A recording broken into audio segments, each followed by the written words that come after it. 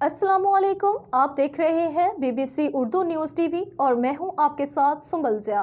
Bulletin का बाकायदा आगाज़ करते हैं और शामिल करते हैं इस वक्त तक की अहम खबरें। अपने हाथों से शरपसंद अनासिर से निपटा जाएगा, आगा रहीम जाफरी।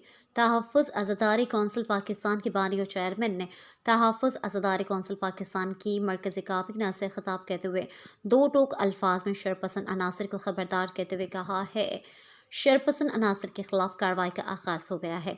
इनकी FIRs कटना शुरू हो चुकी हैं, इन्हें करारवा की सज़ा दी जाएगी।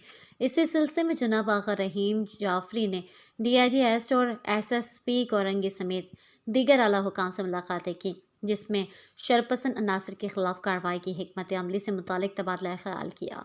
शोभा नशर अशात, तहफ़्फ़ुज़ अज़ादारी कौंसिल पाकिस्तान। मज़ीद खबरों, अपडेट्स और अच्छे प्रोग्राम्स के लिए देखते रहें BBC उर्दू न्यूज़ टीवी। अल्लाह निगहबान।